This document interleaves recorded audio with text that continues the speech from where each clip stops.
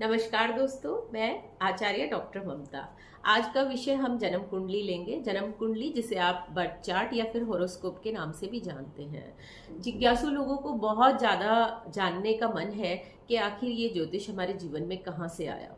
तो अगर इसकी उत्पत्ति देखी जाए तो जितना पुराना हमारे वेद हैं, जितने पुराने वेद हैं, जो कि एक बहुत पवित्र ग्रंथ माना जाता है, उतना ही पुराना ज्योतिष भी है, क्योंकि ज्योतिष हमारे वेदों से ही लिया गया है। और ज्योतिष को अगर हम कहें तो वेदों के नेत्र भी बोला जाता है। ज्योतिष के थ्रू हम अपने जीवन के सारे घटना चक्रों को भी देख लेते हैं। ऐसा बोला जाता है कि जीवन में जितनी भी घटनाएं हैं, अगर हम इनको देखें तो हम सूर्य और चंद्रमा के बेस पे ही इसको कैलकुलेट करते हैं। तो गणित का भी महत्व आ जाता है, इसीलिए हम इसको सूर्य सिद्धांत से भी देखते हैं। बहुत सारी चीजें हैं ज्योतिष के थ्रू जिससे हम अपने जीवन की समस्याओं के बारे में भी जान सकते हैं। चाहे वो मेडिकल एस्पेक्ट्स ले, चाहे आप एजुकेशन की बात कर ले, प्रोफेशनल लाइफ कैसी होगी उसकी बात कर ले, बिहेवियर आपका कैसा होगा, आपका फिजिकल आप मतलब दिखने में कैसे होंगे, ये भी आप सब कुछ A to Z आप ज्योतिष से जान सकते हैं।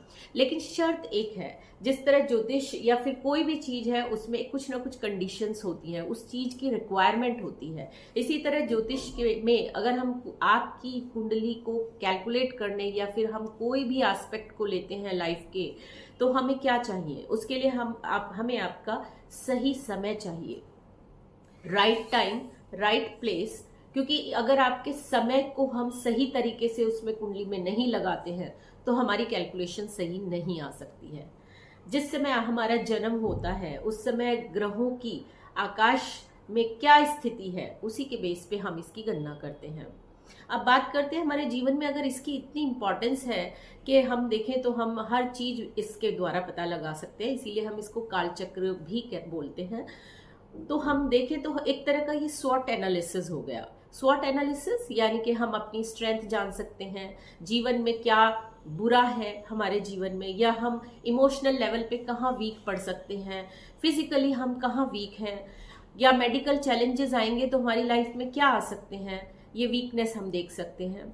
स्ट्रेंथ जानना चाहते हैं तो जीवन के स्ट्रेंथ पॉइंट यानी कि कौन सा ग्रह हमारे जीवन में ऐसा है जो हमें स्ट्रेंथ देता है, हम फिजिकली बहुत मजबूत दिखेंगे, या फिर हम इमोशनली बहुत स्ट्रांग होंगे, या हमारा परिवार बहुत अच्छा हमें मिलेगा। ये सारी स्ट्रेंथ हम जान सकते हैं। इसी तरह अपॉर्चुनिटी, जीवन में हम किन अपॉर्चुनिटीज को ग्रैब कर सकते हैं, किन अगर देखें तो थ्रेट्स भी हैं, लाइफ में थ्रेट्स भी आते हैं। हमें बहुत टाइम ऐसे होते हैं जब हम जीवन में थ्रेट्स का भी सामना कर जाते हैं, तो उस केस में हम उसको भी देख सकते हैं। यानी कि आपके जीवन का ओवरऑल अगर हम बात करें तो कालचक्र या फिर घटना चक्र इसके नाम से हम जान सकते हैं।